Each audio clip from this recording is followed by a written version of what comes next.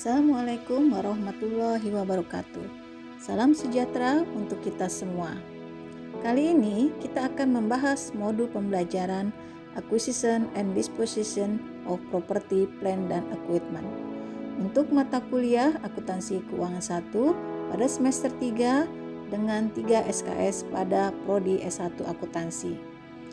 Untuk dosen pengampu saya sendiri, Tri Astuti, Ibu Khalida Utami, dan Dr. Laila Pujianti.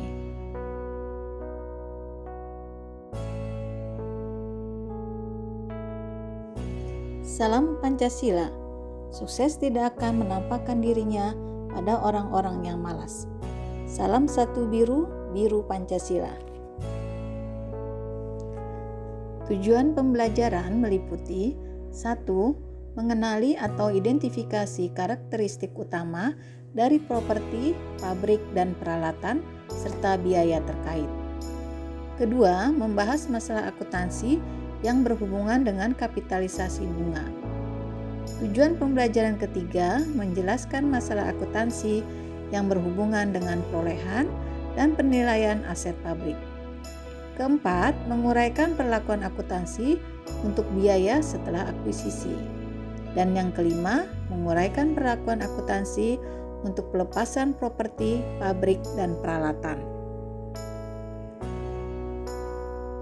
Berikut ini pokok pembahasan topik Acquisition and Disposition of Property, Plant dan Equipment. Pokok bahasan terbagi atas. Yang pertama adalah property, plant, dan equipment, dan interest cost during construction. Pokok bahasan kedua adalah valuation of property, plant, dan equipment, serta cost subsequent to acquisition. Pokok bahasan ketiga adalah disposition of property, plant, dan equipment.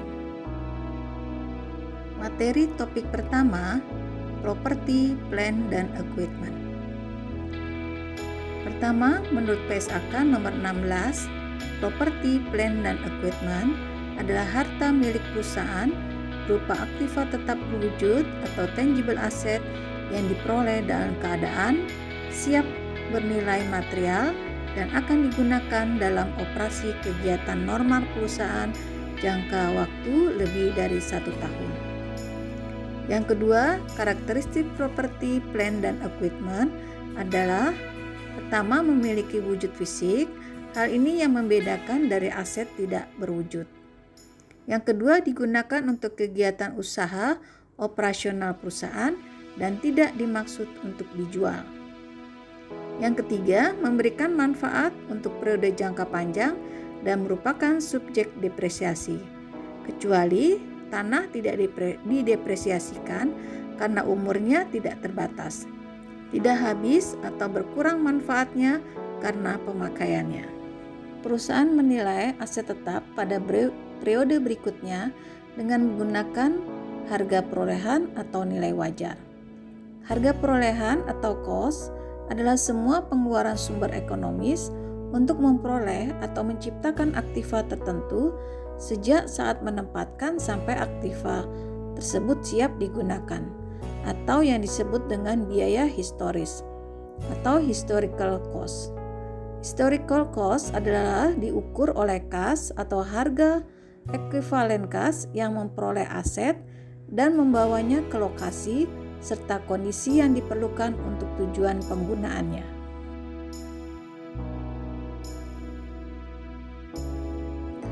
Cost of land terdiri dari harga pembelian, komisi pembelian, biaya balik nama, sertifikat tanah, PPAT, biaya lain-lain sampai tanah siap digunakan.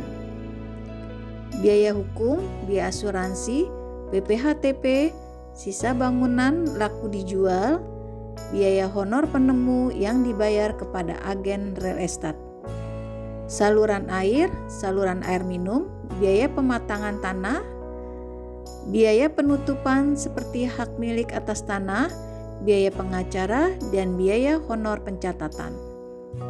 Selain itu, biaya penilaian, pengisian, dan pengeringan, hak gadai, hipotek, atau sitaan di properti.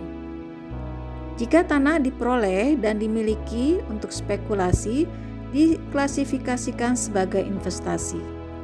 Dan jika tanah dimiliki oleh real estate untuk dijual kembali, diklasifikasikan sebagai inventory.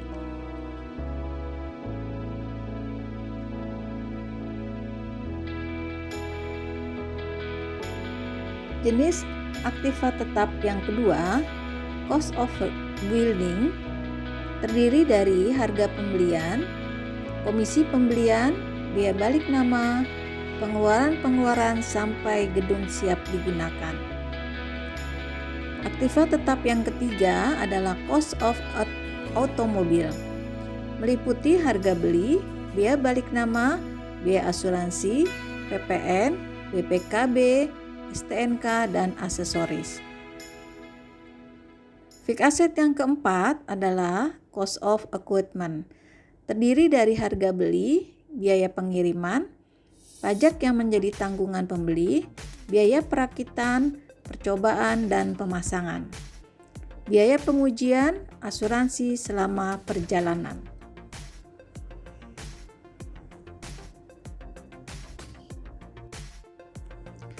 Aktiva dibangun sendiri, terdiri dari bangunan, harga perolehan meliputi bahan, tenaga kerja langsung, dan overhead selama proses konstruksi. Perusahaan dapat memasukkan overhead dengan salah satu dari dua cara, yaitu pertama, tidak boleh menetapkan overhead pabrik ke biaya perolehan aset yang dibangun. Yang kedua, menetapkan seluruh overhead ke proses konstruksi. Harga perolehan meliputi juga komisi profesional dan perizinan, honor arsitek untuk mendesain gedung baru, perencanaan dan pengawasan, biaya izin bangunan, asuransi selama pembuatan, biaya bunga terhutang atas pinjaman untuk pembangunan selama konstruksi, biaya kontraktor bangunan untuk bangunan baru, dan biaya penggalian. Self-construction aktiva dibangun sendiri, yaitu equipment dan otomobil. Biaya perolehan meliputi biaya penelitian, biaya arsitek, biaya percobaan, biaya pondasi khusus jika diperlukan. Land improvement atau perbaikan dan pengembangan tanah yang sifatnya relatif permanen atau usia tidak terbatas, dipelihara dan ditempatkan oleh pemerintah. Contohnya saluran pembuangan, sistem pengeringan air dan pengaspalan, serta jembatan dan lain-lain. Sifat umurnya terbatas, misalnya pembuatan pagar, jalan mobil pribadi, area parkir, other account atau biaya lain-lain, biaya perbaikan kerusakan akibat badai selama konstruksi, biaya akibat pencurian selama konstruksi, ganti rugi yang tidak dibayar perusahaan asuransi akibat badai pencurian, pinjaman uang untuk membayar kontraktor bangunan. Catatan, pencahayaan tidak termasuk kos tanah dan digolongkan ke akun sendiri yang didepresiasikan. Materi topik pertama berikutnya, interest cost during construction atau biaya bunga yang terjadi selama pembangunan. Perusahaan seringkali melakukan peminjaman dana dari bank. Terdapat 3 pendekatan untuk memperhitungkan biaya bunga yang timbul dalam membiayai konstruksi properti, pabrik, dan peralatan. Yang pertama, pendekatan tidak mengkapitalisasi beban bunga selama periode konstruksi. Menurut pendekatan ini, bunga dianggap sebagai biaya pembiayaan dan bukan sebagai biaya konstruksi. Pendekatan kedua membebankan konstruksi atas semua biaya atau dana yang digunakan, baik yang dapat diidentifikasi maupun yang tidak. Pendekatan ketiga mengkapitalisasi biaya bunga aktual yang terjadi selama konstruksi. Bunga merupakan biaya seperti halnya dengan tenaga kerja dan bahan baku. Namun pendekatan ini hanya mengkapitalisasi biaya bunga yang muncul melalui pembiayaan dengan hutang. IFRS mensyaratkan pendekatan ketiga karena mendekati konsep bahwa biaya historis dari perolehan aset tetap mencakup semua biaya termasuk bunga.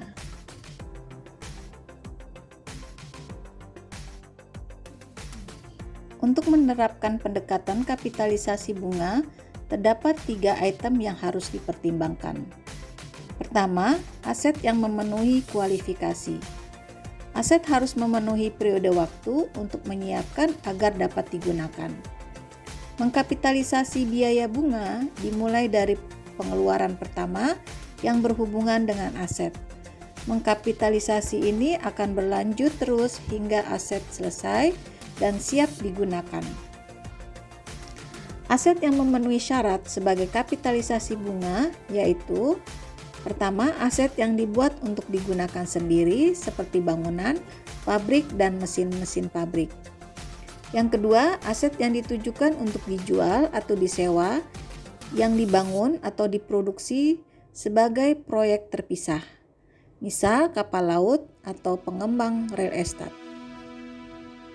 Kedua, periode kapitalisasi adalah periode waktu di mana bunga harus dikapitalisasi, yang dimulai apabila ketiga kondisi berikut terjadi. Pertama, pengeluaran untuk aset yang telah dilakukan. Yang kedua, aktivitas yang diperlukan untuk menyiapkan aset agar dapat digunakan atau dijual sedang berlangsung. Ketiga, biaya bunga telah dikeluarkan. Kapitalisasi bunga akan terus berlangsung selama 3 kondisi tersebut ada. Sementara periode kapitalisasi akan berakhir apabila aset telah selesai dan siap untuk digunakan.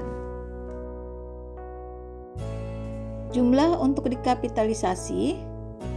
Jumlah bunga yang akan dikapitalisasi dibatasi hingga biaya bunga aktual terendah terjadi selama periode berjalan atau bunga yang dapat dihindarkan atau avoidable interest. Avoidable interest atau bunga yang bisa dihindari adalah jumlah biaya bunga selama periode berjalan yang secara teoritis dapat dihindari perusahaan jika tidak melakukan pengeluaran untuk aset. Untuk menerapkan konsep bunga yang dapat dihindarkan, sebuah perusahaan menentukan jumlah bunga potensial yang dapat dikapitalisasi selama periode akuntansi dengan mengalihkan suku bunga dengan akumulasi pengeluaran rata-rata tertimbang dari aset atau weighted average accumulated expenditure. Weighted average accumulated expenditure atau pengeluaran akumulasi rata-rata tertimbang.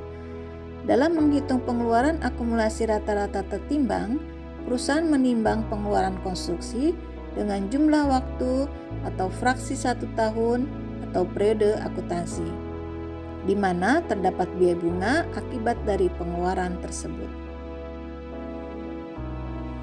Bagaimana? Apakah kalian sudah paham pembahasan mengenai acquisition, plan, property, and equipment? Terima kasih mahasiswa yang sudah menonton video ini. Jangan lupa tekan tombol subscribe-nya dan nyalakan notifikasinya untuk mendapatkan videonya. Salam Pancasila.